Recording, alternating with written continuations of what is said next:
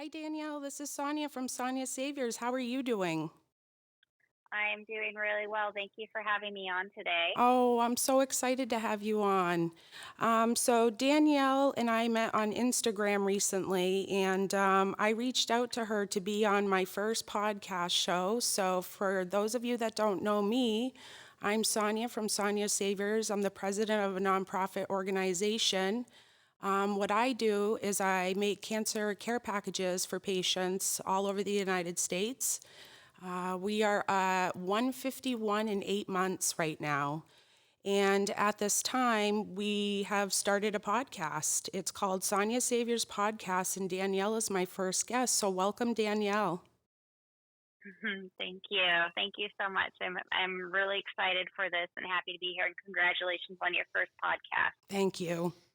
All right. So, So, Danielle, why don't you go ahead and tell the audience a little bit about yourself and kind of your journeys? okay, well, yeah, thank you. So, my name's Danielle. I live in Washington State, Great Pacific Northwest, and I am a two-time cancer survivor. And let's see, I am a almost 41-year-old, and I'm not ashamed to say that. I am very proud of that. There's been times I didn't think I would make it to even age 30, and somehow, by the grace of the big guy upstairs, I did. And so I guess I'll just start from the beginning. I was always the one that used the medical part of the insurance. It was always a joke in our family, and everybody else used the dental.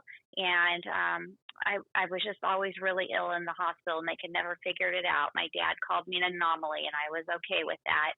And towards the end of high school, I just wasn't feeling well, but I pushed through it because they just never could find anything wrong with me. And in my first year of college, I was just really, really feeling sick, and I got through college. And I had found a lump on my collarbone, and the doctors thought it was just, a lymph node that needed to be drained. Well, it turned out I had stage 2 Hodgkin's lymphoma right before my 21st birthday, which was just fantastic news to find out. And I didn't understand what it meant because who gets cancer at age 21, right? Right. And so from there, I was treated at a fabulous hospital in Seattle called Swedish Oncology. I had a great team. I was treated with radiation and chemotherapy, pretty aggressive form of chemotherapy because it had been, gosh, it's been 18 years now. I had full mantle radiation, and that was for about 4 months. And then I had 6 months of chemotherapy. It did become an aggressive form of cancer, so I believe that I had a lot more chemo than the average bear for lymphoma. Um, Now, did you have a I port? Did you have a port I did placed? have a port. I had to have Okay. two ports placed. Yeah. And unfortunately, being a stubborn 21 year old, I thought, oh, I don't need a port. So I was stubborn for quite a while, and I did wreck my veins. So I would say anybody out there, please listen to your oncologist and get your port Oh, put in right away. that's It is really, please, they know what they're doing. You yes. you don't. It's just Yes. put all of that aside. Please get your port put in. Good girl. That's actually really good advice. That was a tip that It is. something that I wanted to ask you was towards the end, what's a tip that you can give somebody or some advice? I mean, Mhm. for me, I agree with you 100%. The port itself, it was a lifesaver. I mean, it's Yes. for your veins. And so I got my port placed right immediately. Yeah. I've had a couple family members who have had been diagnosed with cancer, various stages and different types, even if their journey was going to be a little quicker as far as treatment. And I always say, get a port placed. You will thank me later. Obviously, port surgery is not comfortable, and Nope. for females for obvious reasons. Really not comfortable for in the chest area, but it is a lifesaver and it's a game changer. I'm really glad we're So talking about the port because that's such a big deal yeah, in the beginning of the journey. It's such a I big think deal. that it's not talked about enough at all. And I just think that just being young and, really, I didn't even know what the word lymphoma meant. I was like, lymphoma, what is that? So yeah, I had that. And then, Were you with anybody when you were diagnosed with lymphoma? yeah, I was with my high school sweetheart at the time. Yep. So, yeah, he stuck with me, and I never thought he would leave me. And I have always heard from my family and everything that anybody I knew said that they were shocked that he'd stay with me, and I didn't come to realize that that he could have gone because he was in the middle of his academics at the University of Washington. So he would take his studies and then find back roads to come visit me at Swedish Oh, while I was in treatment. So yep. yeah, I guess he was a keeper after all. Honestly, a caregiver at an early age, and Yeah, especially yeah, for a guy, that's a big deal. yeah, we were just babies. So yes, yeah, so yeah, I kept them. I was gonna say, is that yeah, that's your husband now? Yeah, Okay, so Eric's we my have husband similar. now. I married my high school sweetheart too. There you go. Yeah, There you go. Yeah. Yep. So, yep, something about those guys, if they can do that, you might as well just stick with them, right? So, correct. It's a so, big deal to so yeah, have a good caregiver. I couldn't imagine half the team that I had not having them. It was very important. Um, yeah. you go through so much, you don't realize all the things that you have to go through physically, Mhm. emotionally, spiritually. And no, kudos to them, for being our caregivers for sure. Yeah. Yeah, it was absolutely fantastic.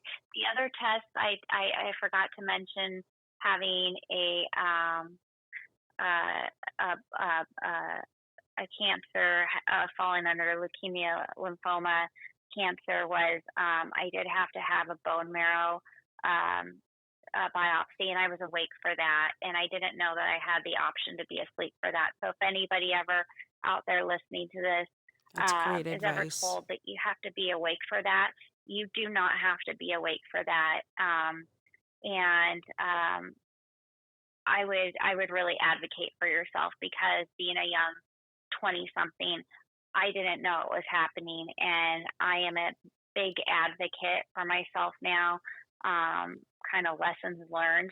So Mm-hmm. get your port and make sure if they're doing some sort of testing, as far as like a marrow aspiration or anything like that, make sure that if they give you those options to be awake and they say they're going to numb you, make sure that you ask if there's any other options, even if it's just a twilight sleep.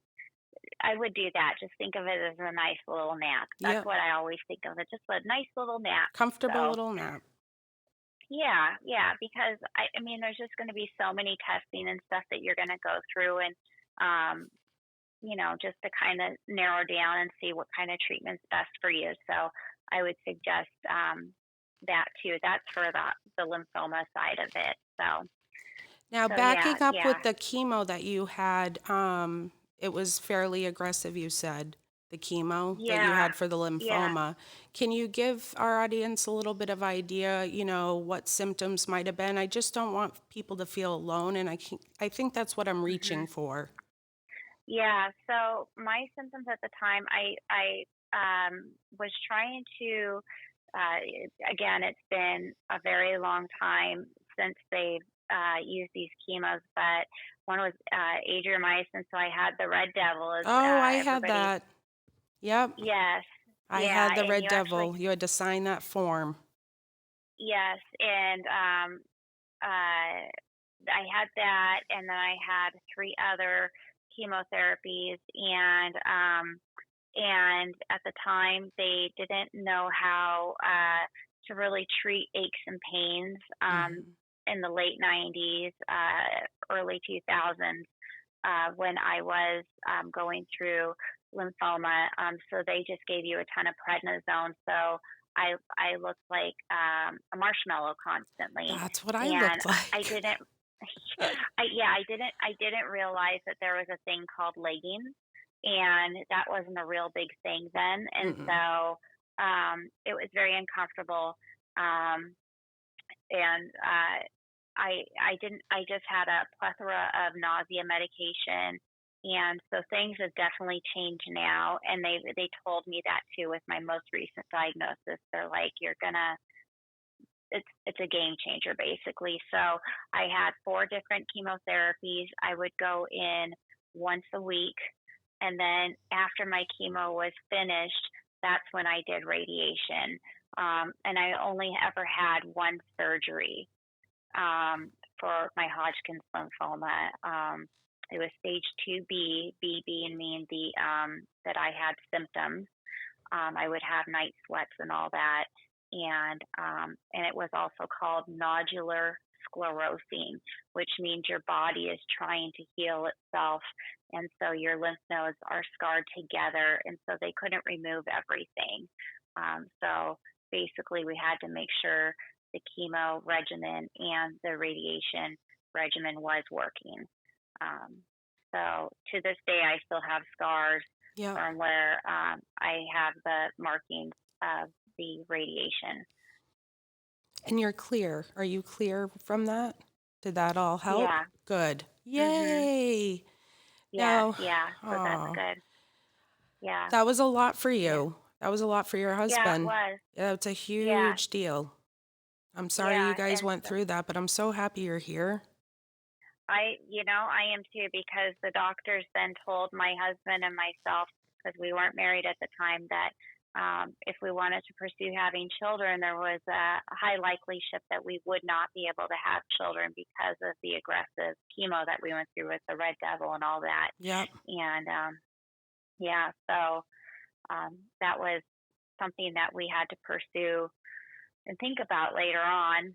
Um, yeah, so and we did. I was going to We say you have children now, right? We do. We have Yay. three kiddos. Ages, our youngest is a little girl, Stella. She's 9, and Aw. then we have Jackson. He's 11, and Aw. then we have my daughter Faith. She is 15, All your and angels.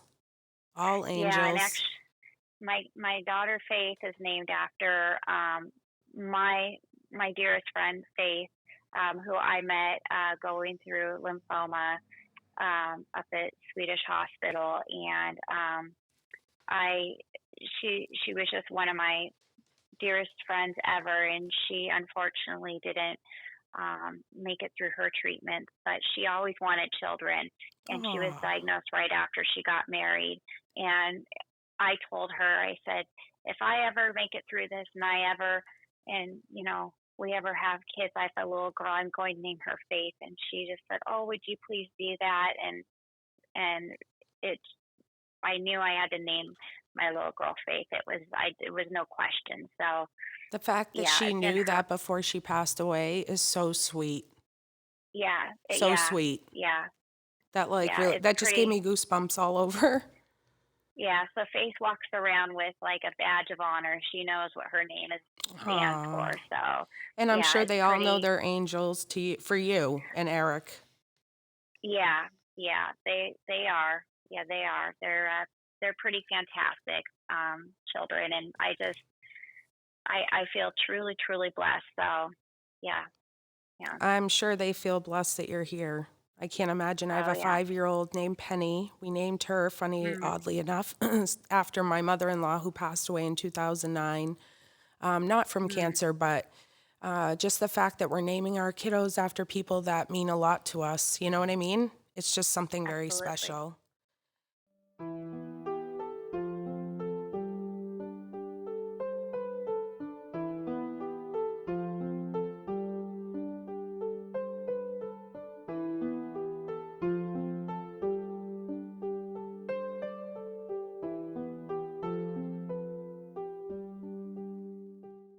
Yeah.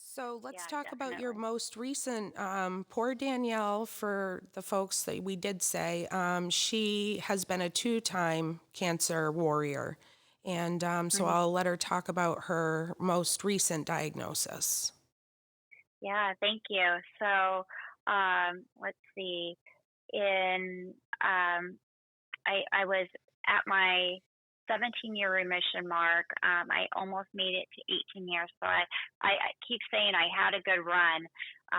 So I was diagnosed in, I say 2018, but it was roughly the end of 2017 that I was finally diagnosed. But the summer of 2017, I was just really feeling not great, and I knew something was off, but I've always had a lot of medical issues in regards to, like, I've been septic.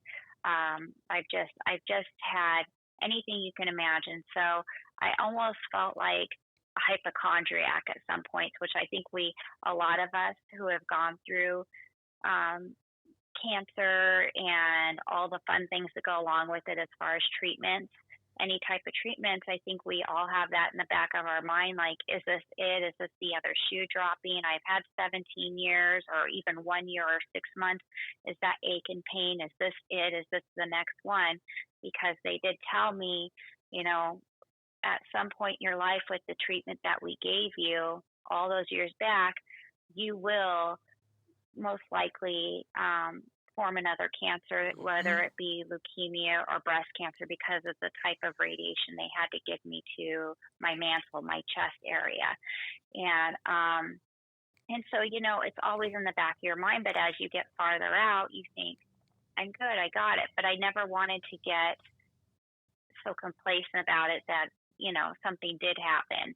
And I was just like, whoa, I don't know if that makes sense, but I that was my feeling, but I just wasn't feeling right. I was starting to lose weight Mhm. around July of 2017, just losing weight, and my hair actually started thinning really badly. I started to get really sluggish, and I started to go to the doctors and trying to advocate for myself. And so I went to my general practitioner, and she ran labs, and she always believed me.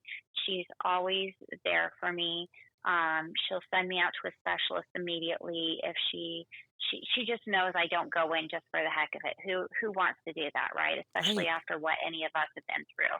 Um, and so I went to see a neurologist. I went to see a GI doctor. I went to my therapist, and my therapist was like, you need to go north. If they're not doing anything for you down south, go north, go to another hospital. I went back to my oncologist. I had switched from Swedish down to a closer oncology unit because I'd been in remission so long. So not that I'd fired Swedish, but just I felt comfortable. I kind of got complacent in a sense, and so I was just asking for help. And I said I don't feel good, but I can't pinpoint it. And my breast had ached a little bit, but it wasn't hitting all those little markers that they say these are the signs to look for. I didn't have the dimpling. I didn't have anything like that. I always had a lot of fibroids removed from my breast area because I was heavier and all that stuff. And so finally I went to the last person that I trusted with my whole heart, my OBGYN, and because I was having a lot of pelvic pain. And I had told him what was going on, and I started running fevers, and this was in November finally. So I'd been fighting for a long time. Since I'd lost 30 pounds from July to November, Wow. and he's running all these tests on me. He ended up doing the pelvic ultrasound, and they found a giant cyst, and they were going to do surgery on me, but then it had basically done its thing and went on its way. And on my birthday in November was happened to be my appointment where he came in to talk to me about what's going on. And I told him I still wasn't feeling well, and I was still losing weight. And my husband was with me, obviously, because we were just really concerned at this point. Nobody could find anything wrong. And this man who I trust with my whole heart, who had delivered both my babies and my miscarriages, sat down, looked at me, and told me I needed to go see a therapist, that he said that it's all in my head and I was probably um, abused as a child. And that was what was wrong with me. And that was the most heartbreaking. I just, You probably wanted even to talking about it, crumble. I literally sat there and cried, and his nurse, even her jaw dropped. Like, I couldn't believe this man was speaking to me this way. He literally just told me, it's all in my head, you're crazy, and you need to go home and take a Xanax, basically, and call a therapist. And I did call my therapist, and I told her what happened. She says, you need to fire him immediately and find somebody else. She goes, there's something not right. There's something, your body, and there's something not right going on.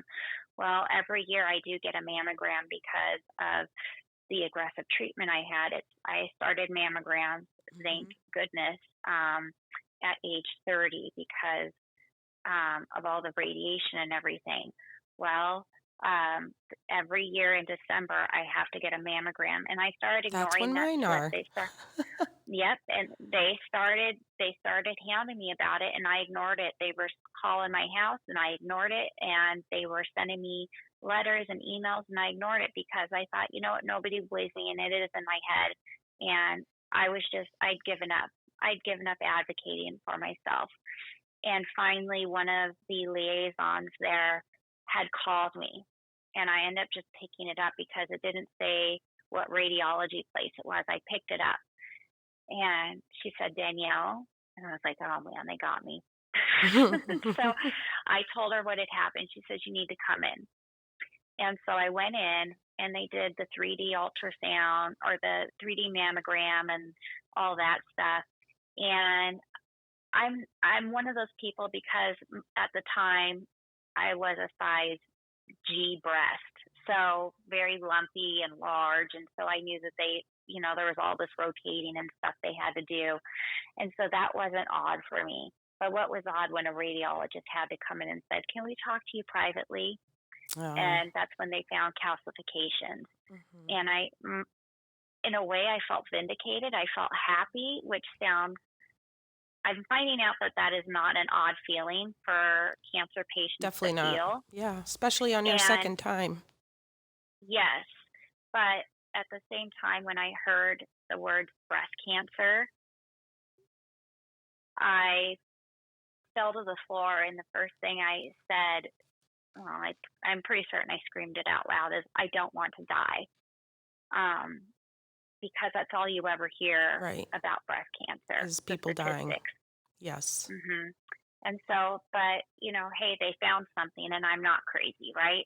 So did you ever get to go back to him and tell him you weren't crazy, you had cancer?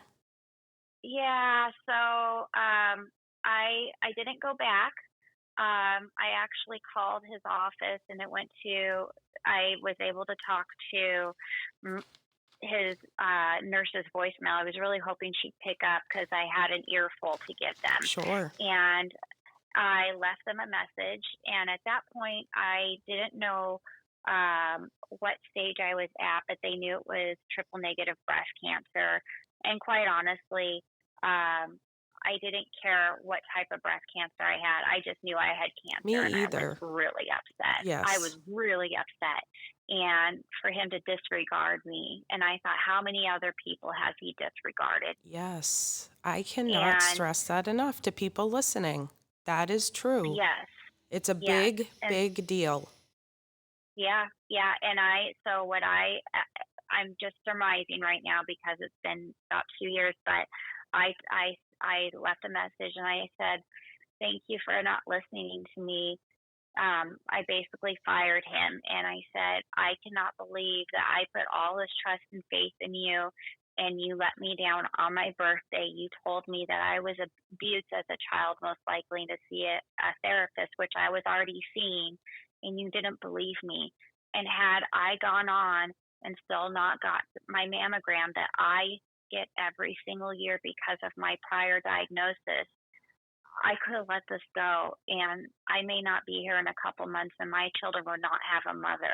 Right. And I don't know if I'm going to make it through this treatment because of the specific type of cancer I have. So thank you very much for letting me know I will never, ever come to your office again. Good for you. And about a week later, I got a apology card from him, and he wrote out like a whole novel on there about how sorry he was and he'll pray for me. And I just was like, whatever. I still have it though as a memento of knowing that if anybody wants a good place to go, to not go to him. And a um lot of people don't feel comfortable because to go back and say something, and I just respect that. I'm that type of person too. I would go back and I would say something, maybe not directly to him, but to the staff. oh Um, yeah. but I definitely would have done what you did for sure. And the Yeah. response back was awesome. It sounds like, Yeah. he Yeah. acknowledged. His nurse wrote me a private note as well. And I mean, what can she do? She had to have been terribly embarrassed. I mean, she Sure. sat in there with me during that appointment. Yep. So yeah, yeah. And I just went from there and ended up going up to Swedish because that was the right choice for me. The place that I know I said I had a place down here, and that position, the oncologist only wanted to treat me with radiation for this Oh, particular breast cancer. And what we found out is that when you've had radiation once in a particular part of your body, you cannot do it twice in that same spot, correct. like for treatment again, like if Yep. you've had massive amounts. So I never got that portion of treatment for triple negative. So Whoa. that didn't count. And so basically we felt like he wasn't educated enough on triple negative. So we brought our business back up to Seattle, Yep. to Swedish Hospital. You did what you had to do. I mean, I've switched, Yeah. I just recently switched from one oncologist to another, different hospitals, because I felt like you said, my first oncologist, I felt hit it head on and I did really well. But then when I went through all the treatments, all of a sudden he became like, Sonja, just don't worry about it. Just take this, just do that. You'll be fine. So I had to move Hmm. on to somebody more motherly, per se, somebody that could help me out in the world. Where you finish cancer treatments, I don't know if you feel this way, but I feel like you finish everything and then they just throw you out in the world. Yep. Yep. Exactly. That's exactly how I feel. Exactly. There's nowhere to go. You're like confused from chemo brain. You just can't, you can barely find your house half the time. And Hmm. you're expected to just get right back out into society, and it's not easy. So I ended up switching oncologists for that reason. Yes. Yes. Yeah. I absolutely feel the exact same way. I it was almost like disregard. Once Yeah. they were able to tell me, yes, you have breast cancer. This is our course of action, and it wasn't right. And so my friend Faith that passed away, I remember she had a particular doctor, and my doctor had since retired. I have a running joke. I retire physicians, and hey, it's just my gig. What can I What say? can you So say? yeah, and so my doctor had retired, and I had another physician who was my grandfather had passed away from lung cancer, and he went to Swedish as well because they liked the treatment that I got there. And so he had my physician after my first one retired. Well, since then, that physician has retired. So that it worked out that I came down here where we live. Mm-hmm. And so I thought, well, I'm going to see if Faith's doctor's still up there. And sure enough, he was, and Aw, he was still accepting new patients. And I thought, you know what, I need to be up here. That's that's where I need to be. yes. And I got into my doctor, and and he said, you don't worry about anything. He always called me kid. And he says, you don't worry anything about kid. I've got you. And he treated me like I was his family. And he listened to me. and he listened to everything. And he says, "You don't worry about anything. You call me, dear." And I would write him an email, and he would answer immediately. I never expected him to. He would call me like 9 o'clock at night. "How are you doing? No, You doing that's okay?" definitely a good provider. That's somebody Yeah, who really cares. yeah. By the way, he retired in February. Oh, don't worry. I've had a lot of them retire on me too. I know. I, yeah. Yeah. But as far as treatment, Yeah. I my course of action was apparently with the Red Devil, Yep. you have a maximum amount you can have in a lifetime. Um, the, so I had already almost hit my quota with the lymphoma because of the aggressiveness of that. So I could only have three or four more doses of that for my triple negative.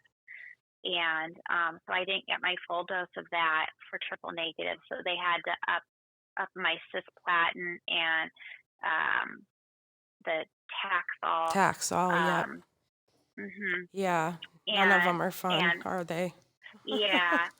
And then I was allergic to cisplatin, so I had to go on carboplatin. Oh my gosh, I So was I've had allergic to the Progetta, but they gave me all ah 30 rounds of it anyway. I mean, they gave me preventative meds, but they don't yeah, people don't realize that these medicines that they're putting in us is poison, and that chemical. initially, yeah, you get sick. Yeah, yeah, They're very yeah. So debilitating. it's awful. It's awful. And it's yeah, it's bonkers. I end up during this round of treatment for breast cancer, I've had 4 different ports, just because they get used so much. That's Yep, another thing you don't realize, how when they get used so much, you have to replace them. right. And so, yeah, I had all of that done, and because I couldn't have radiation treatment, I kind of felt also like I kind of skipped through things. I Like was gonna I say would you didn't see, get to do all the treatments for the protocol. yeah, and it Yeah. makes me nervous. I was gonna ask you if it made you nervous. It does, because for triple negative, our treatments are because we're negative on all receptors. So what that means is that you have chemo, you have your radiation, and you have mastectomies. There's women that do choose to just have the lumpectomy, and that's fine. But the way they put it to me, my team said that if you do not have a mastectomy, we will be seeing you again. We don't know if it'll be right away, but we will see you sooner rather than later, just because triple negative is so greatly aggressive. And so, and because also I couldn't have the radiation. Um, and Yeah, you were so, definitely had stuff against you there. yeah. So I had the mastectomy about 4 weeks after, maybe 6 weeks after. It's hard to remember now. After my last chemotherapy, and in between that time, going back to what you were saying, I was in complete limbo, and I didn't know what to do with myself. Hmm. I did. Oh, Yeah, it's really bad. And that's kind of what yeah. I'm gonna try to stress upon in my shows is, they send you out in the world and you don't have anywhere to go, you don't have anywhere to confide in really. I mean, you had all these teams and all these people, and you turn around and you have your friends and you have your family, but it's different. It's a different feel. Mhm. It is. It is truly different, and it almost seems like, and I don't know about for you, but for me personally, it seems like, and I want to stress for anybody that's listening. I know out there, everybody has the best of intentions. I've probably even done this and not realized that I look like a giant ASS about it, but people offer help, and then when you are done with treatment, whether that means you're in remission or you're just stable, tumor stable, your markers are stable, whatnot, it almost seems like people just think, oh, okay, but you don't look sick, or oh, okay, you're not utilizing your port right now. You must be okay. Oh, Oh, yes. okay, you don't have a lot of those appointments. You're not driving to the hospital 3 times a week. Oh, okay, you're not in bed as much. Oh, okay, you don't need me. You don't need those phone calls. Well, yeah, actually, we still do Yes, we do. because we can't drive. Because if we drive, we're going to probably hurt ourselves or somebody else. Right. Like, I remember trying to drive, and I was on the freeway with my mom, and I looked over at her and I started crying. I said, "Why'd you let me drive?" I didn't know I had forgotten what I was doing, Oh. you know? So I just, Honestly, I got lost so many times yeah, on with the chemo brain. I barely could find my house half the time. I will definitely admit that chemo brain is such a thing. Also, too, we're it's, tired. The fatigue. yes, It's yes, like it doesn't get any better. Once you hit all those chemos going in, your fatigue is awful. And for me, I don't know it, about you, when I went to go walk, it feels like your limbs are just so heavy, which adds the hmm increased fatigue. hmm yeah, all of that. And so you do still need that support, and you still do need people to check in. And I I don't know where that gets lost in translation. I think a lot of times, at least from what, again, this is my own personal opinion, but I know it'll probably resonate. It sounds like it's resonating with you and possibly with others out there. Is that I felt like, and this is why I try to stay off of Facebook. And I enjoy Instagram a lot more, but Oh, I love I felt Instagram. like, I'm definitely not on yeah, Facebook. Too dramatic for yeah, me. it is, but I felt like I became a nice Facebook post for a lot of people. Like, hey, look at the good deed I'm doing. I'm helping Danielle out right now. Yeah, Or, but yep. there was no, I wasn't in the hospital as much, and so there was no good deeds done, and that was really hurtful.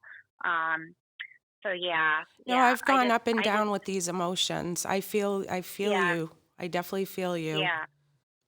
So I just want people to know that if they're feeling that those are valid feelings, and Thank you it's for saying okay to that, feel that. Danielle.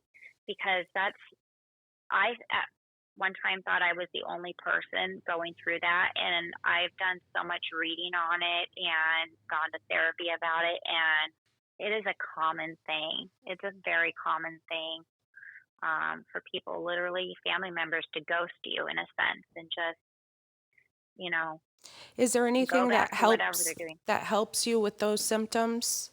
Was there anything that you tried, or, a lot of people are really just asking me part of the depression and anxiety, not just the physical symptoms, but in today's world, like we had talked about prior to starting the recording, people all have depression, people all have anxiety. Yeah. And then you add the cancer part of it times two that you've had. How did you handle all of that? Um, yeah, well,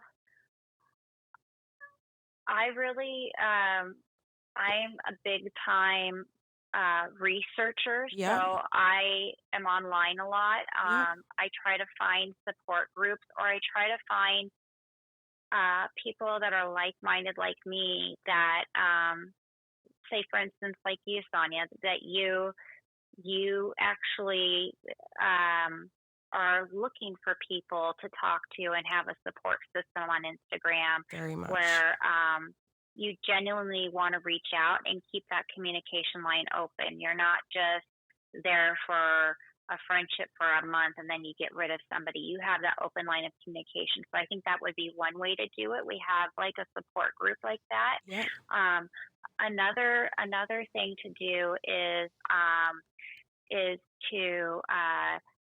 talk to your GP about it. It doesn't always have to be your oncologist, because in a way, I think if you are in a stage where you don't have to be at the oncologist's office all the time, I think it's better to stay away from there, at least from my perspective, because it's triggering. And they're telling you, at least from what my perspective is that they're saying you don't need to be here as often. And you need, if it's a more of a, if it's more of a internal, like mental thing, you can go to your GP about That's that. And exactly what they, I was told. Yep. yes, yes. Yep. And so I sought out therapy, and that has really, really helped me. And therapists are, you have to find the right person for you. Luckily, it only took me a couple times, but I found a really great therapist.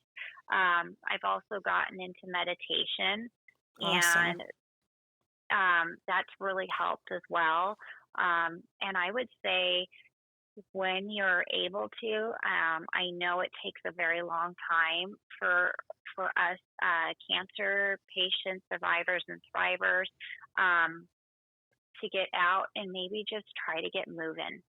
Get your feet back on the pavement if you can, or at least just get a chair and sit outside and do the things that you weren't able to do before. That's very important to Just, stress. I was just talking about this yes, with a friend of mine today.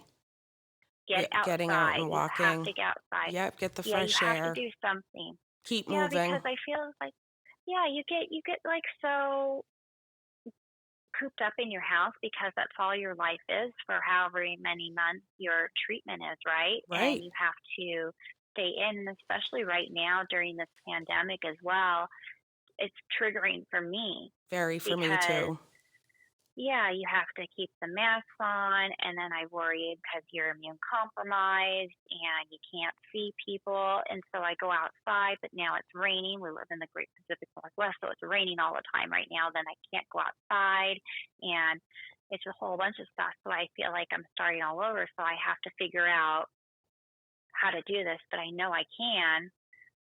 So it's not an overnight thing how to restructure your thinking and your frame of mind. But what I always do try to stress, and I have to tell myself this all the time, I'm not perfect all the time.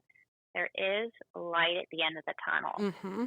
You may Yep. not see it now, but there's light at the end of the tunnel. And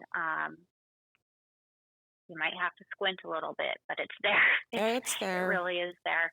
And Yeah. it's a nice light, a bright light, It feels good, Mhm. but again, Mhm. it starts in the chemo education class and Mhm. for me, and you just have to stick with positivity. I assume you're a positive person. I know that you sound like you hit things head on, organized, and you know what you need to do. Some people just aren't their best advocates, and I think one of the things that I want to stress upon is we need to be our best advocates.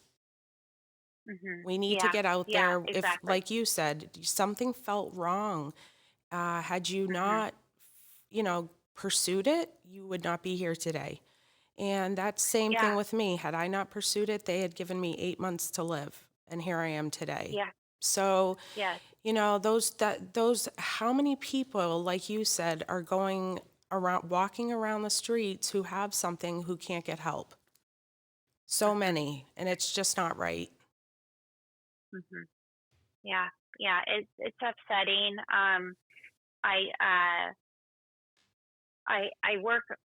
My job is an educator, and I work with um, special education. That's my job. Is I advocate for those who cannot, and it's so silly to think that as adults, why can't we advocate for ourselves? But it's, if you think about it, you've got people pushing you around all the time. And so we just shut down, especially as women, we shut down. You're told, no, you are crazy. I had a doctor who delivered my children telling me I was crazy.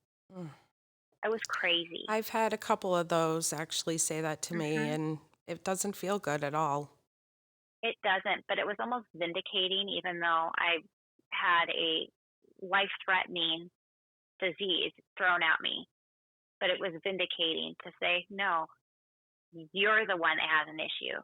You're the one that didn't do your job. That's So it's like, exactly it. come on. And I Yeah. wonder how So many of these people know, you called the doctor's office that treated you poorly, but I often wonder how many people follow through that. You know what I mean? People that leave and check in with their providers that weren't so good. I'm not sure of that, so that's why people need to feel comfortable with not directly arguing or having a conflict with the doctor, but like you did, you called, you reported the situation that wasn't good for you. I mean, and then you got a mhm. card back. It was just I wish all situations could be like that. Yeah. Well, I think the main thing I wanted him to get, if anything, that could hit home for him is I have 3 kids. 3 kids that I was told I possibly could never have. 3 children. Miracles. Yeah. And how dare he mess with my life, and he took those precious days and moments away from me where he could have gotten me into treatment immediately, or gotten me to an oncologist immediately, or just gotten the proper darn test. But he was so focused on the fact that it was in my head that my cancer is so aggressive that it was growing. When actually got to go into the laboratory, and I don't know if people are aware that they can do this. You can ask to go see the slides of your cancer Oh, I did that not they know take that. out. Wow. Yes, you That's can actually awesome. do that. Yeah, I asked about it. I was like, "Can I see my tissue?" No And kidding. yes, you can. Yeah, so when you get your breast biopsy, Yep. the aspiration at your when you have your mammogram, and they give you all the unfun news, they where they send it to, and it just happened to be across the street from there, Huh. from where I was at. I got to meet the doctor who diagnosed it, and because triple negative is so aggressive, it was still growing on the slide. At one time, of course, it had gone away, but it had still been growing because triple negative is aggressive. And so they showed me how they use different dyes on it, and how they mark it as hormone positive and negative and all that. And it was kind of Oh, that's fantastic to see it. interesting. Very Yeah, interesting. yeah, yeah. So you get to So see that's that. That's something. neat. I haven't heard of that. Hmm. I wish I would have known. Yeah. I did get to see the biopsy, so I had several like you. And the second Hmm. round on my breast of biopsies, he actually showed me why it was cancerous. I found it very interesting. So the part that he Hmm. biopsies, he puts it in a dish, and if it sinks, it's cancerous, and if it floats, it's not cancerous. Well, mine sunk right off the bat. So I knew Oh. that mine was cancerous. Not the first one, we didn't do that, but he had diagnosed it the first time, and I had to go back for a lymph node biopsy, so I had to go back twice. And the second time, he's like, I'm pretty certain this is going to be cancerous. So he said, I'm comfortable with showing you how. And so, sure as enough, mine dropped right to the bottom. And I said, that's Wow. cancer? Yeah. So it's pretty interesting to share these things amongst our audience because you really do have a right to be a part of your journey, every part of it, if Yeah. you want to be. Well, See it it. So, confirmed and I, it, and it you got to see it. It's your body, and it's just a way to say hi and bye. You know what I mean? well, yeah, and I got to thank the doctor who diagnosed me as well. I did too So, recently. You and I have yeah, we're a lot alike, my friend. Yep, yeah, I did too, and yeah. it felt really good. In fact, the women, he actually started crying. I go to Dartmouth in New Hampshire, and Mm, the radiologist that diagnosed it, actually on a chest X-ray, it was found. I insisted on a chest X-ray before a mhm. mammogram, and I got to thank him, and he had tears coming down. This was last year, and I said, I really want to thank you for saving my life. And he goes, oh, I didn't save your life. And I said, no, but you did. You could have ignored that Oh, spot and you didn't. And tears were coming down. Well, later on, some of the staff was walking up to me saying, I've never seen him cry. He doesn't even show real emotions. So I thought Yeah. that was pretty cool. You know, he gave me a big hug and I said, I just want you to know from here on out, like, I will be so grateful for you forever. But the fact that we were able to do that is really super cool. The fact that you got to say thanks and me too. I think it's important Yes. to tell people thank you. They're doing us a Yes. huge, they're saving our lives. It's huge. I don't know if they hear it enough, but I think it's I don't think important so. to let them know. I think one just assumes that, oh yeah, they get told that all the time. Like even my there's the plastic surgeon and there's the breast surgeon. My breast surgeon didn't even have 1 year's remission from triple negative, and she was back at it. And I knew she had chemo hair. You know, you just that growth, right? That Yeah, crunchy burnt look. And I kind of kept looking at her hair, and she's like, "You're wondering about my hair, aren't you?" And I said, "Oh, I'm sorry. You saw me staring." She goes, "That's okay." She goes, "Yeah, I'm in remission," and she told me all about it. And her doctor was the same doctor as mine, even though they're on the same team. And when I was done with everything, even though you know she had to remove my breast, I thanked her, and she started crying too. But I thanked her because I don't know how often she got thanked because you know she had to have the same thing done to her, and she had children. And when I was in the hospital waiting for to be wheeled back for my mastectomy, she cried with me because she understood. right. And so the wheel that goes round is just amazing. And I think just, I don't know, just when you have a great team and support, it's just Takes a village. phenomenal. I've Yeah, learned it takes yeah, a village.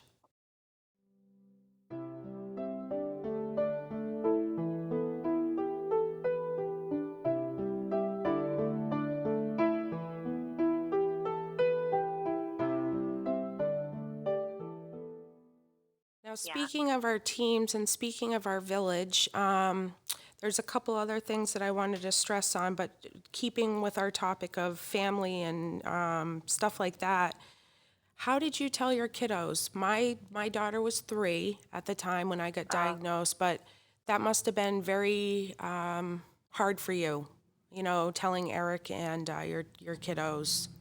yeah. It was because they knew that I had had cancer pre their existence. So, Yeah, so they knew their story about them, and Faith knew her story about her, and all that. So, and they knew that I still went for checkups, so they knew all of that. But I think to wrap their minds around it was something different. They had seen me kind of declining health wise the last six, seven, 5 or 6 months yeah. prior, but that was hard. We sat him down on the couch, and my husband and we just said, "Hey, we have something to tell you." And I don't think I cried, but I think I just blurted out, "Mommy has cancer." Yeah. And they just looked shocked. I mean, I just didn't even know what other way to do it. I didn't know, do I take them to Dairy Queen? Do I take them? I I didn't know know. what to do. What do you say? Like, yeah, Ugh, I mean, I did call the pediatrician to ask what, and she said you just have to be honest with them. And I said okay, and they, my youngest, she is on the spectrum. She's autistic, so right away she just started like running around in circles. She didn't understand. She was mm-hmm. only like 6.5, barely 7 at the time. So she was like, "Oh, whatever," and she just like ran off. And so for me, that was okay because I didn't have to deal with that at the time. Yeah, And then the other two were holding back tears, and then they finally cried. yeah. Um, so that was really hard. But I think the hardest thing for me was to tell my parents um, Yes, I agree. because they had to see it all over again. Well, the second Um, time, I know, I can't imagine. yeah, and to see me now as a parent.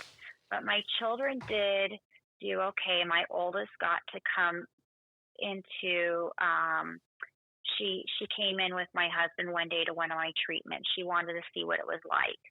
And this is the only time I'm grateful for technology. She stayed on her phone the whole time. So she didn't see me get like really ill or anything. She was Yes. just glued to her phone. Yep. But I'm glad that she got to go there and experience it. My son Jackson was frustrated he wasn't allowed in because obviously, unless you're being treated as a youth, you're not allowed beyond the door in Yep. the treatment center. Um, so yeah, they all did okay.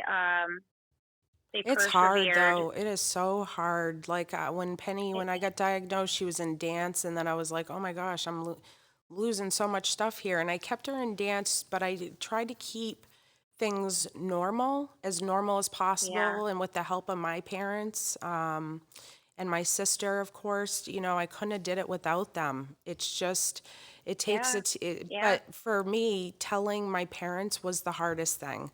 And I was at work and my mom had to come pick me up because I just couldn't drive. I had so much on my mind. But Mhm. telling my dad and my mom was really, for them to find out was really sad, even just a first time. It's just telling your mom and dad, you don't want to tell them that. You don't want to see your own kids get it. You know what I mean? So you can't, you Yeah, just put yeah, yourself in their shoes. And if somebody told me that my daughter was, had cancer, it would be earth shattering for me. Absolutely yeah, earth yeah. shattering. Yes, I agree. Yeah, I don't know. I feel like I missed so much time because all I remember is sleeping. I remember Me too. coming home from treatment and yeah, Going waking to up at sleep. 11 o'clock at night. Yeah, and thinking I smell dinner, Yep. and then everybody would be asleep. And my son still has. He still says, "Mommy, do you remember? Like you would just sleep all day, and then we would never see you." And I still apologize about that because I feel bad. I don't Yes. I missed literally a full year of their life. That's how I feel, and I can never get that back. And that things I'll never be able to get back. And I still fight that internally with like I struggle deeply with that. I do And too. I don't know if I ever will get over that, and that's something I'll just deal with, and I'll figure out how to deal with that. But my dad gave me some really great advice after I got done with chemo because I was waiting then for to get my blood count up for my mastectomy. But he said, Danny, he said your kids aren't going to remember that you were sick. Your kids are going to remember that you were there. Yes. And that's what's important. You Yes. were there. And I said, okay, Dad, okay, And I look back and they, yes, they say you were asleep and, they know I wasn't present, like for, their activities and stuff. And I couldn't do a lot of things, but But we're I was here. always there. Yeah, and we're Yes, I was here always now. there. Yes, yes. Penny keeps So, asking me if I'm going to lose my hair again. She doesn't want Mama to lose her hair again. So I definitely know there's a couple yeah. things that she picked up on. And I was on AC actually when I went to her first dance recital. And I Oh, remember sitting out in the audience. I was in the second row. I got there early.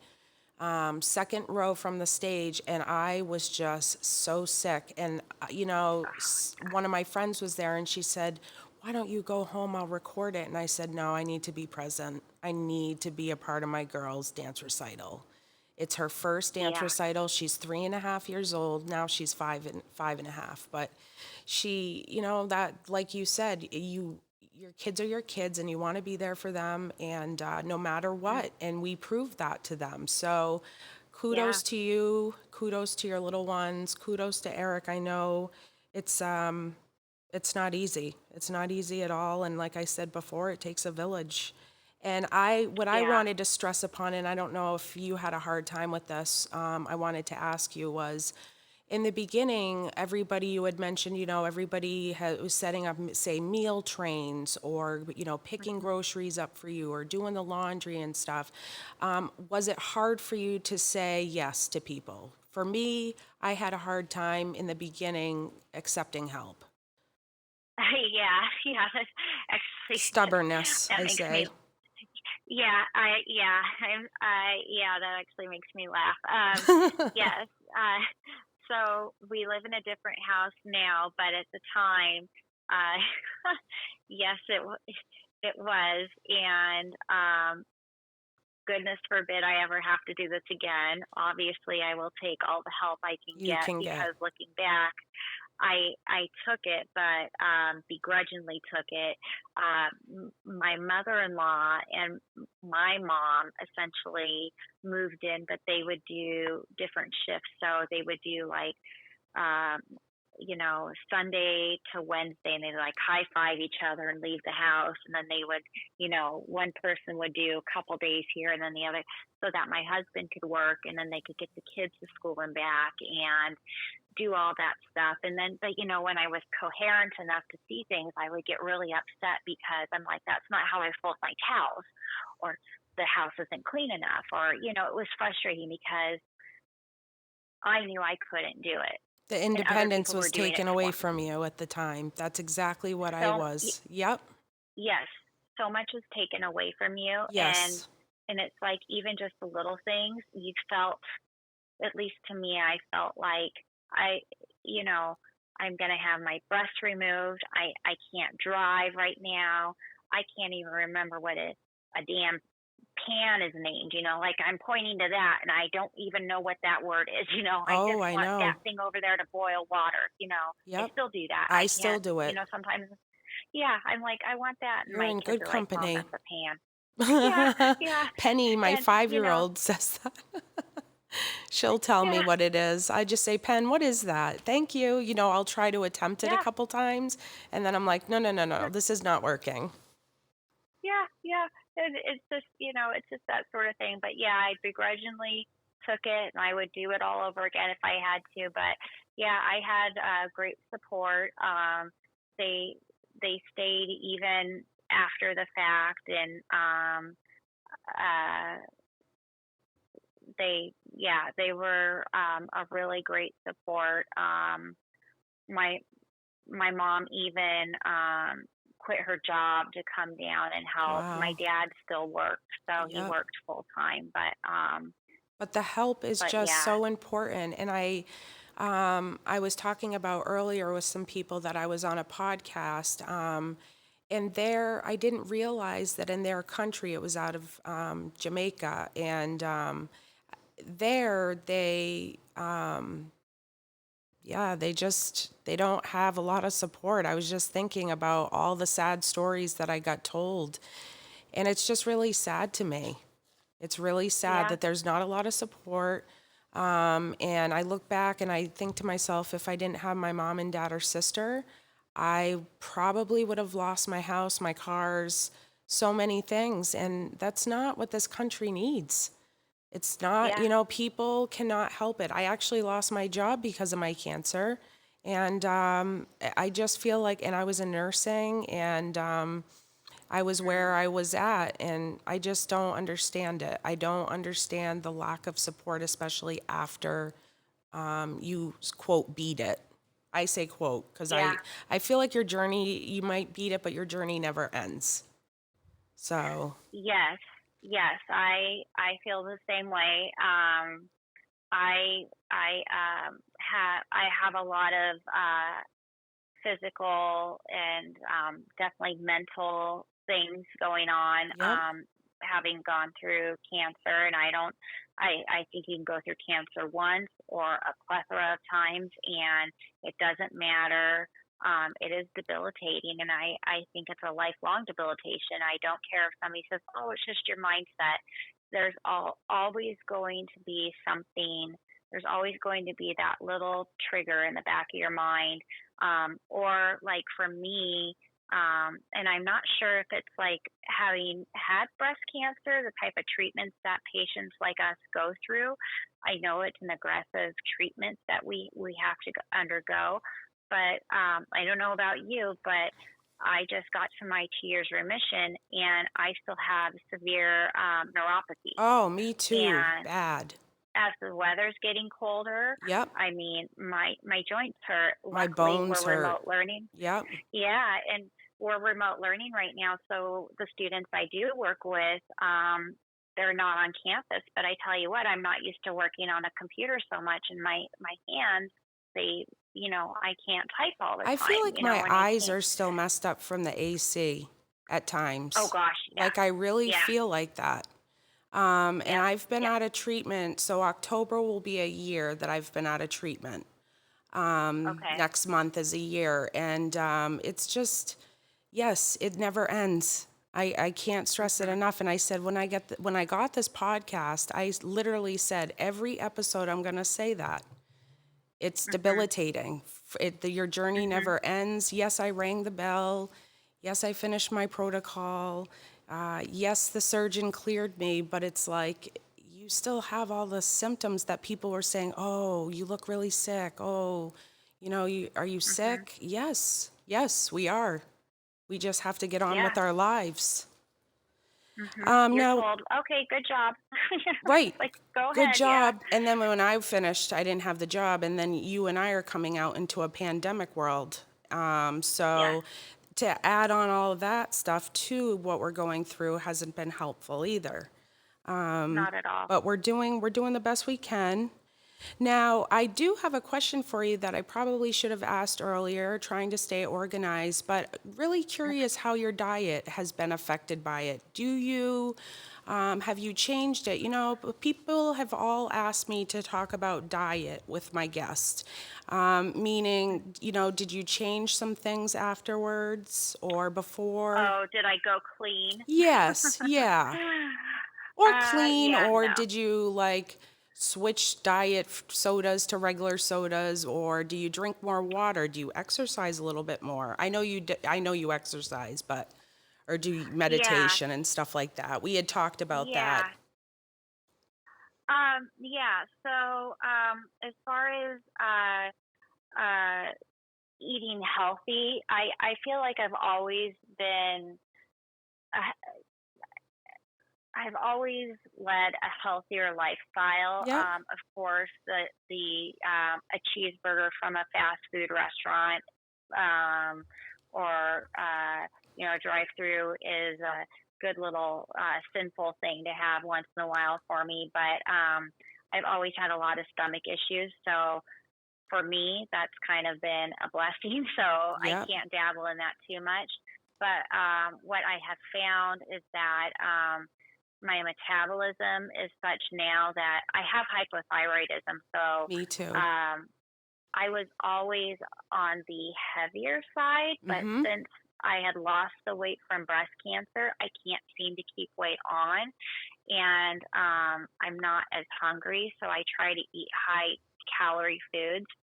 So I do think my diet has changed in that way, but I haven't found um, a great way to do that, but to stay like super healthy. So um, I'm with you, just so right. you know. Okay, good, Yes, good. I'm with you. I wanted to just Uh, cut you off right there and say, don't worry, no, girl, it's you will okay. not offend me. I'm with you, 100%. I I don't know how to really navigate that. Nobody teaches us Per after. se. Nobody teaches us No, after, they but literally shove you out the door. that's really it. You're really, and we'll see you at next round. If there's a next round is what you get. And it's like, oh boy, but then you get all these questions about diet. I'm sure you get them all the time. I do.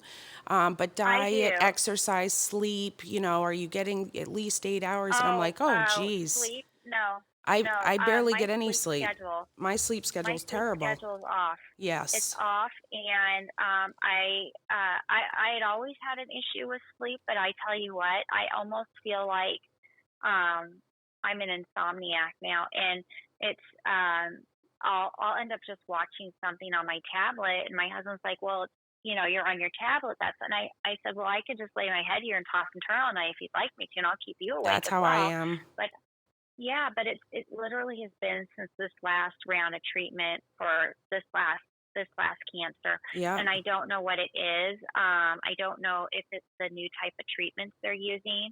I have that going on. I do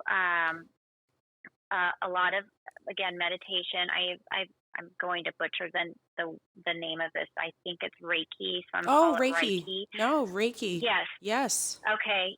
I think that really helps me. It kind of gives me a good mindset. Well, good, because I just got turned into a Reiki, like a master, so I can send you Reiki positive vibes through. I got it through my Oh, uncle. cool. Yeah, so I can send Okay. you Yeah. some.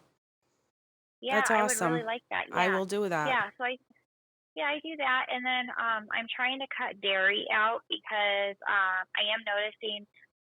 Now, this is just me. I'm not a dietitian, nutritionist, or anything, but what I have found trying to figure out, again, with people asking questions about diet, I'm trying to cut as much dairy. I love cheese, but as much dairy as I can out of my um, lifestyle, as far as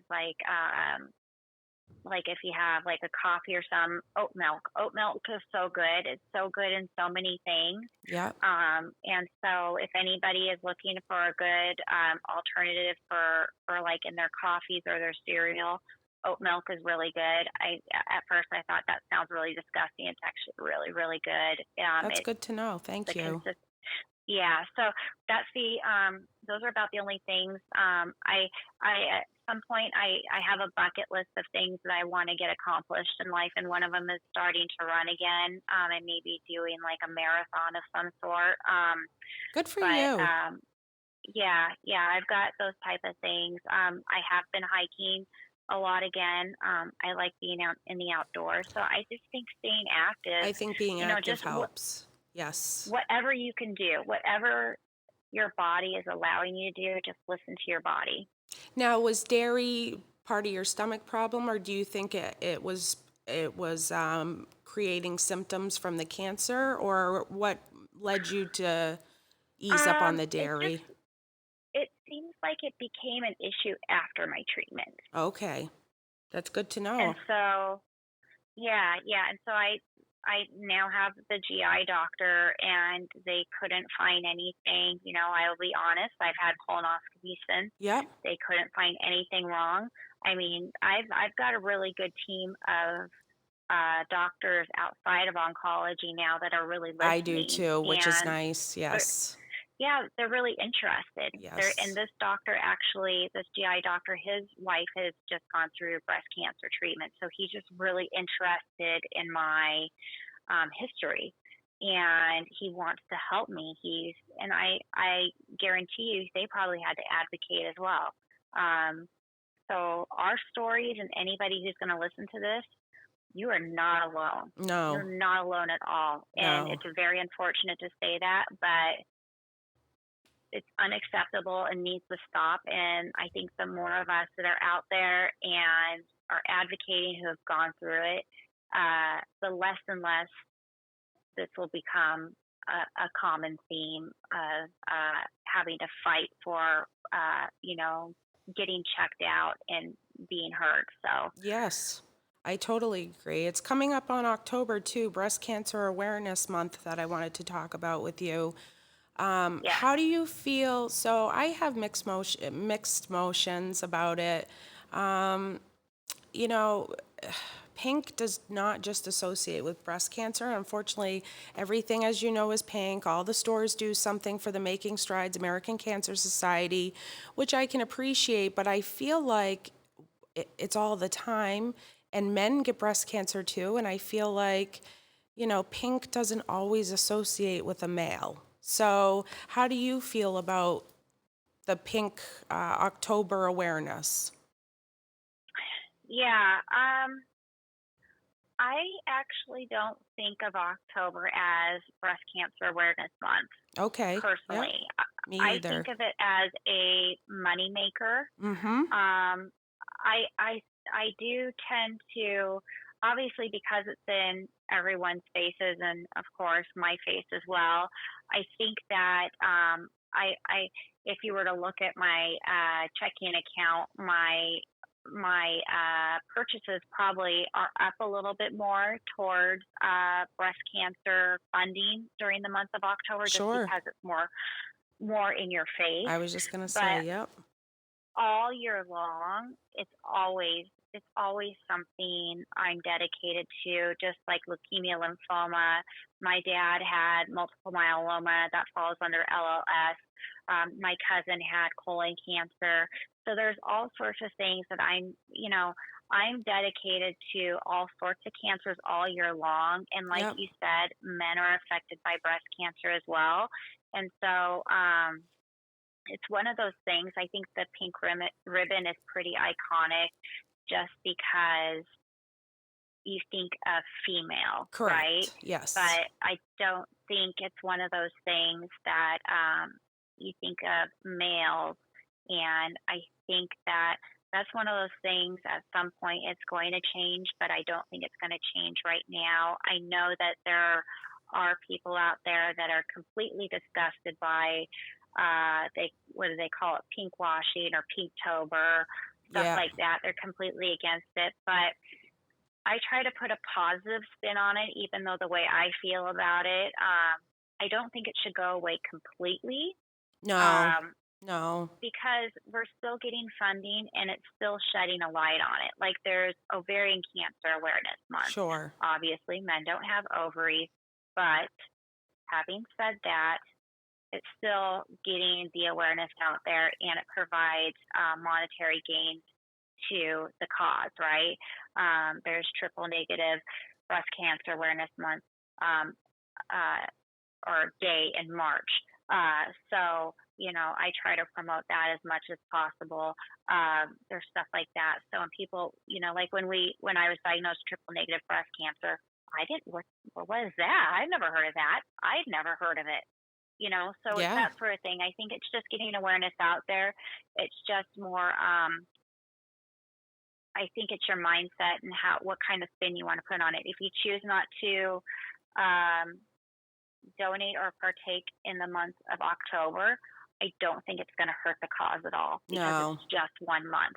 It's just 1 month, and yes, it is a moneymaker for businesses and the Komen Foundation, but it's just 1 month. There's so many other things we can be giving to, like Metaviver research.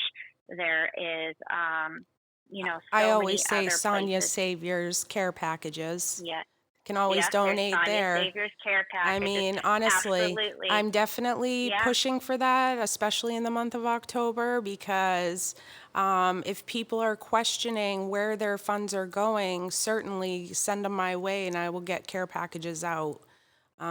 Yes. That's a Yes. definite thing that people can do. Yes, exactly. Yes, exactly. Great people like you who have started,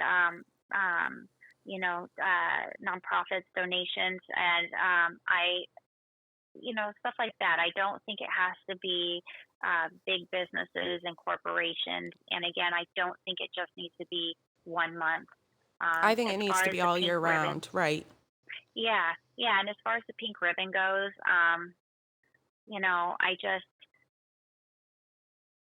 I don't know if I was to do a color scheme, I think I would do like a baby blue and a light pink or something like that. So, but I think for men, I can only imagine it's probably a embarrassment or a shameful thing because it is not discussed very I often. haven't released it to, well, now I'm releasing it to everybody, but I actually am going to have a gentleman on my show who has survived breast cancer.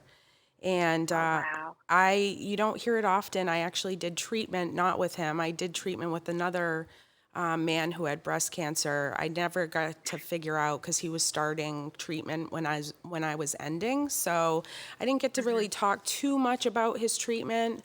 Never shared my information with him, but I did find a man who has breast cancer, just finished up, who wants to come on and give his story too. So I think by you and I starting off by saying October pink, it is pink, all of it's Yes. pink, but we're not, males are included in breast cancer awareness.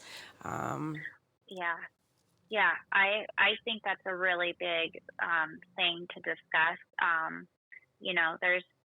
There's so many other things out there to discuss about breast cancer, but I think the really big thing to discuss right now is males having breast cancer. Yep. There's not enough light shed on that. No, there really isn't. Yeah, there isn't, and there's probably a stigma for them, and there shouldn't be. No, and There I'm shouldn't hoping be. that if we talk about it, on that episode, I'm hoping that after that episode, people will look at it differently. Because that's a Mhm. huge thing when people ask me when I started this podcast or the idea of a podcast, they said, are you going to talk about men getting breast cancer? And I said, yes, of course. I'm talking about all kinds of cancers. Male, female, it doesn't matter ages, we're all affected by cancer one way or another. So I wanted Mhm. this show to be about people who have been through it, to be able to give their story, also as well as caregivers we'll be bringing on our show eventually. So, and I say caregivers like your family, your children, your spouse, friends, family, stuff like that. How did it make them feel? It sounds like Eric jumped right in, and that's been very helpful. And your children sound like they're angels anyway. Oh, thank But you. definitely, they gave you a purpose the second time around to really fight, and that to me says a lot. Yeah, yeah. They did definitely give me purpose. And I I don't want to do it again. No, I don't want you I to. I but it is one of those things that um, triple negative, it's a beast. Mm-hmm. Any cancer is a beast, but triple negative is a beast. And I will put out there that I do get jealous, and I think that's another thing that maybe people don't talk about very often. And I know that I personally am probably not the only one that has a feeling about. I just want other people out there to know that if you have a cancer, that you know that there is no other treatment option, that it's okay to feel the way you feel, because I feel a lot of times I see commercials or whatnot that say, oh, here's a pill and you can take this to then keep it at bay. Where for triple negative, we don't have that option. We don't have anything else. We have chemo, radiation, mastectomy, Yep. And that's it. and that's all we have. And it's quite unfortunate.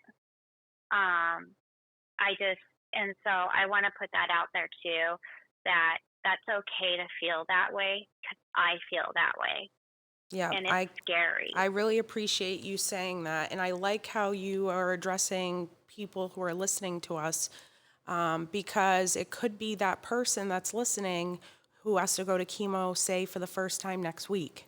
Yeah. We're giving them advice beforehand. I know Mhm. listeners, they may not be going through treatment, they might just want to listen in. But it's very important to let people know that they're not alone, especially in today's world. Yeah. That's the thing that Yes. I can't stress enough. We all have financial Yeah. burdens, we all have, physical burdens. The list goes on, but day to day, we just have to focus on the positivity, but also to reassure ourselves things will be okay. And in my case, I always think, we're given what we can handle. And Yeah, I I've agree. always said, you know, in my family, I do not want my sister to get it. I don't want my mom to get it. You don't want anybody to get it that you're affiliated with. But I always say I'm glad it was me and not somebody else because I knew I could do it. And that is such a Yes, powerful thing to say. But I knew I could do it. Maybe a couple other yeah, people that I know couldn't get through it. And I'm glad they didn't get it because I know that they wouldn't make it. So I think yes. that comes from my nursing experience, but that's how I felt. I just said to myself, you know, I'm really glad that I got it and not somebody else in my family or in whatnot, friend circle, because I can get through this. I will do it. I will hit it head on. Yes.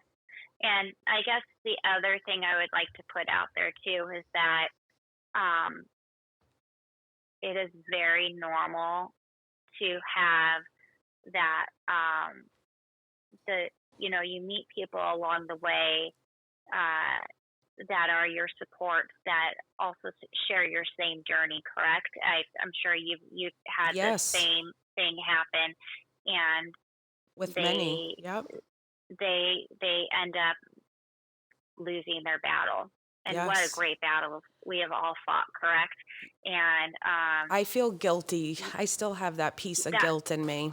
oh that Yeah. yeah that it just I'm getting chills just talking about it, No, we and see it on it's Instagram. survivor's remorse. Yes, it is Yeah, yeah, survivor's remorse. So I've had that yeah, now for a while. Yes. yeah. You've seen my Instagram as well, and I Yes. think you know what I'm talking Yes, about. I And do. and and within the span of a year and a half, I've lost two very close people to me, and it's just baffling. It's like I've done it twice. Why? Why can't they That's beat not it? cool. No, why can't we Yeah, give them and something to work? yeah, and they never even like they didn't. It's like what the heck, man. And so I just also want anybody to know that's listening that that is a valid emotion to feel, and it's okay if you feel like that, and you're going to feel like that sometimes, and that is okay to feel like that, and let that feeling happen. Because if you just pent that up inside and try to ignore it, it's going to come out when you least expect it, and that's not going to be good. So No. let it happen, let it flow, and And use you're. I'm just communication. Like talk to yes, people. Just really open talk up. about it. You've got to talk Mhm. about it. And that person you're talking to may not have cancer, but they might be going through something that's traumatizing for them. So, you know, communication, if I learned anything during this whole course of cancer, my journey, communication is key. Yes, Positivity and communication, I hashtag those all the time because I yes, feel you like do. those are huge. Yes, yes, absolutely. And for me, what's also making me feel better too, it was able to um, give donations to your cause Oh, I because loved it. I would have I would have loved something like that when Mm-hmm. I mean my hospital was able to give donations, and then there was different organizations that were able to help me out personally with like gift cards and whatnot locally, um, but nothing to the extent that you're doing. And what you're doing is absolutely phenomenal. Thank So you. for that, thank you. You're Thank you welcome. so much because you're such a rock star, and I'm so happy that we're in the position that we were able to help you out Oh, and me help too. others out and get those out there for anybody who's going through a treatment right now. Because when you say on your Instagram and stuff, it, you can't say it loud enough. I mean, when you get those packages, Mm-hmm. it really it really does something to somebody's mental state. It It really does. brightens up their day. It Just seeing, does. I mean, if somebody's just seeing a pair of socks or like a Sudoku, they may think, wow, that's not a big deal. It is a big deal It's for that huge. person One receiving that pen and a package. book. Yes. So Oh my the gosh. newest thing that I'm doing that you might like with the packages Hmm. is a lot of my recipients have children, small children. So I've Mm. been including coloring books and things for their kiddos. And I've had a I love it. huge report from people saying, thank you for thinking of my kids. Um, Nothing big because I want it to be about mom or dad. That's what it was, the recipient. But to know that they have little kids in the house, I'll send them like teddy bears, I'll send them coloring Yes. books, stickers. My daughter picked out these stick on nails. I sent them to a girl. But these packages are personalized Yes. and they come from a good place. They come from warm hearts, and it's Hmm. a great cause. I'm really, Yes. it comes from sitting in chemo thinking to myself, man, I lost my job. What am I going to do? How can I give Yep. back? And then all of a sudden, I just started brainstorming. And then I thought to myself, I got one small care package in the beginning of my fight. And I thought to myself, that care package really meant the world to me. So I put together Hmm. Sonja Savior's care packages. And like I said, we've gotten out 151. Now, I've heard back probably 50%. It's like a 50-50. And when I get letters back or emails back, which I don't expect anybody, listening, you do not have to get a hold of me once you get a care package. But the notes that I get back are so nice. And it's like you can feel the love through the words. I did have a couple people pass away recently. They got my care package. I knew they were going to pass away, but their Hmm. family turned around and let me know that they got it and let me know one of the women, her children ended up taking the care package. So she passed away, but the grandmother, had everything still together and she gave it to the kids, and the kids, must have split it amongst themselves. They were young. But it gave them something, and I Yeah. include Yeah. memorable things, picture frames, things like that. That's fantastic. Yeah. That's so special. That is so, yeah. That's, it's, beyond words how special that is. Thank you for doing that. You're Like, welcome. I'm going to keep doing from it the bottom as, of my heart. yeah, I'm going to keep doing it. And I'm just telling people on Instagram, share it because I'm not a Facebook person, but sharing it on the stories, just word of mouth. I mean, we all know somebody who has cancer, who's been through cancer, or a friend of a friend who has cancer. So Hmm. I just encourage people to get on my website and go ahead and order these free care packages. They're all donations. We put them together.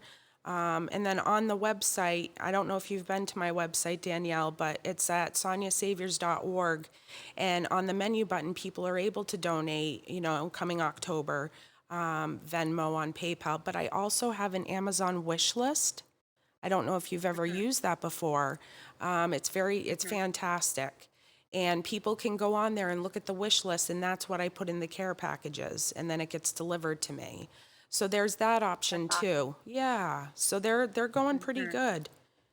I wish you were, Yeah. I don't want you to go through any more cancer. I don't want you to be a recipient, but I would love to get you a one. So I will get your address because I want you to get one.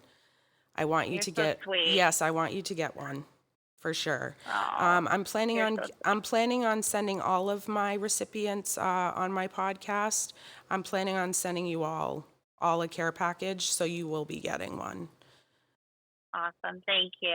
Thank you so much. Now, That's just so I fantastic. feel like we've covered everything. Is there anything, Danielle, that you would like to tell our listeners, or is there anything that you feel like you wanted to get across, or anything about your story?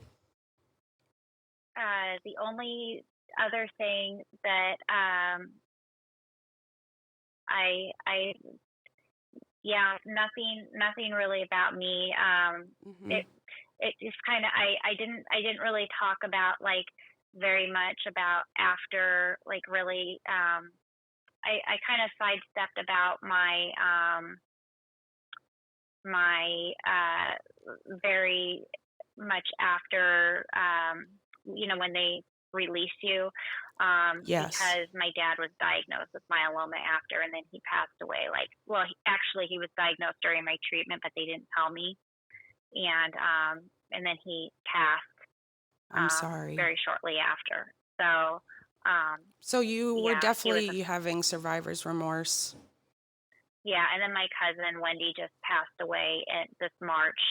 She only had one treatment of chemo, and she had stage 3 colon cancer. So Ugh, I've like it's just been one after the other. it's yeah, and so um, it's literally I do have like right now I am having a lot of aches and pains, but I'm scared to go into the doctors You and me because both.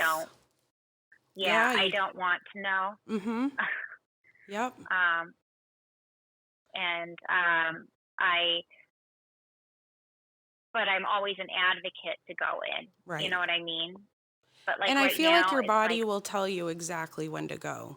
I feel like my yeah, body kept telling me, you need to go in, you need to go in. So, as long as yeah, you're going with your gut, that's what I tell people, hmm you should be okay. But sometimes, it's good to get it checked out. yeah, yeah. So I guess the only last thing I would say is um, do what your oncologist and your team of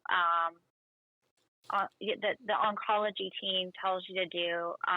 The only thing that I didn't, and I wish after having the mastectomy I would have done, is gone to physical therapy. Okay. I've never been a big proponent of that, and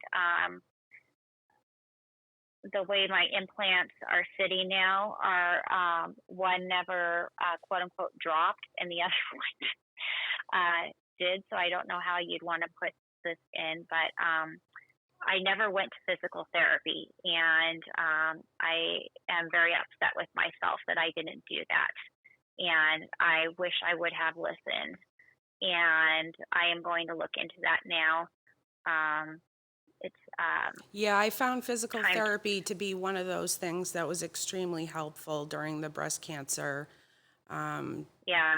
during the diagnosis, but afterwards, especially with the Yes. lymphedema, the swelling and stuff, the tingling, Yes. the burning, they'll give you home exercises, but Yes. I definitely found that. But you know what else I found really good was pool therapy in a heated pool. Oh. Where I go to physical therapy, there's something called pool therapy, and it really, Okay. really helps my neuropathy. It gets the Okay. blood flowing. I recommended it to a couple other people on Instagram actually, and they've come back and said, yeah, definitely. So Okay. if your physical therapy, I mean, I encourage you to look into that. They have you do little Okay. types of water exercises, but it actually is bringing back my strength because you get so weak from being on all that stuff and getting radiation. You're just too Yes. weak. So the pool Yes. therapy for the first time, I actually had to wear floaties like a life vest because I couldn't keep Ah. my body.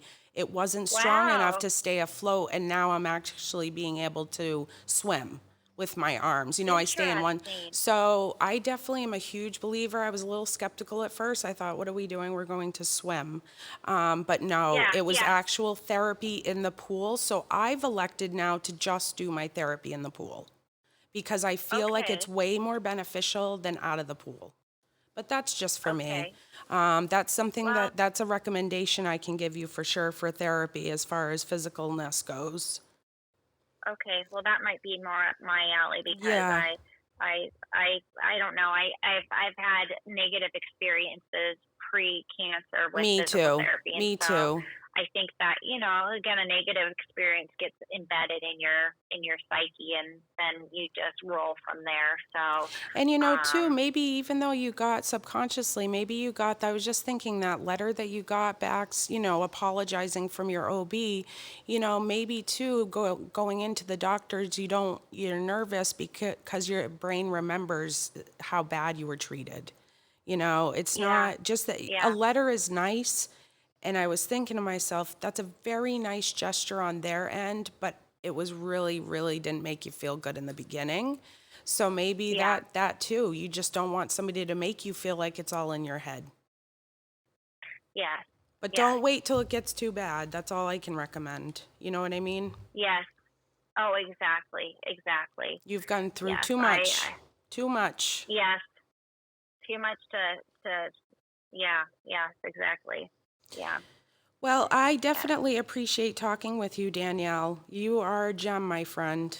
You really are. Oh, thank I'm you. definitely Thank happy you, you're here Sonja. with us. The world's a better place because you are. I can't stress that enough. I appreciate you coming on to my show. I appreciate you sharing your stories with the rest of us. It's very personal information.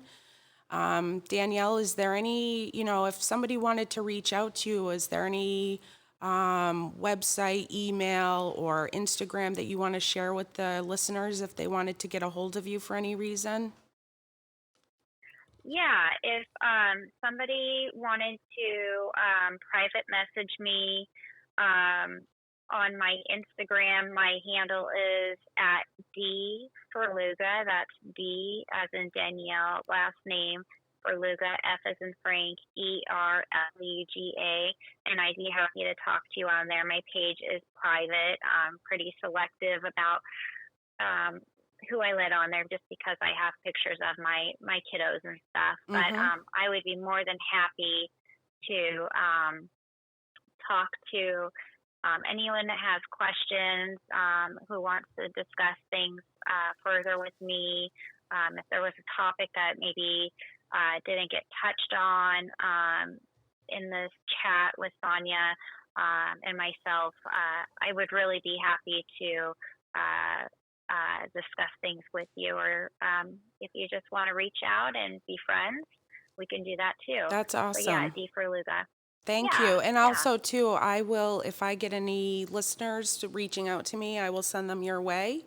If they sure. send me a message, for you, I'll send them your way. And vice versa, Danielle.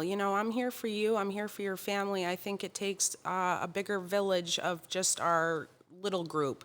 So just know that I'm Absolutely. here in good old, well, right now I'm in Maine, but I live in New Hampshire, Webster to be exact. So, but I'm only a call away, and Thank definitely you. appreciate you being on my show. But I am just so thrilled and tickled that I got to be your first Oh guest. my So gosh, thank you I'm so tickled much. and I'm really grateful. You're very welcome.